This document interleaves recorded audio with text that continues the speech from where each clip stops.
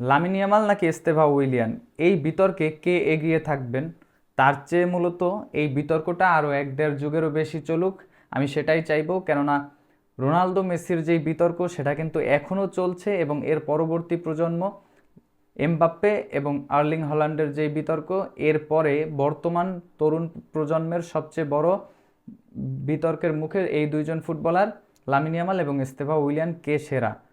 তবে গতকাল রাতে বার্সেলোনা এবং চেলসির যে মুখোমুখি নিজেদের দেখায় কে সেরা সেটা কিন্তু প্রমাণ হয়ে গিয়েছে। কেননা এস্তেভা উইলিয়ান যেভাবে স্কোর করলেন বার্সেলোনার বিপক্ষে এবং বার্সেলোনাকে ধসিয়ে দিয়েছেন, অথচ অপরদিকে লামিন ইয়ামাল সে কিন্তু কুকুরেলার পকেটেই ছিল পুরো ম্যাচ জুড়ে।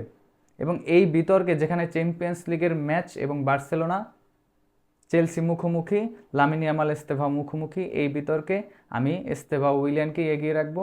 ব্রাজিলিয়ান বয়, ব্রাজিলিয়ান সুপারস্টার, ভবিষ্যৎ নেইমার। তবে আমি চাই ভবিষ্যৎ নেইমার এস্তেভা উইলিয়ান না হোক, তিনি এস্তেভা উইলিয়ানই থাকুক।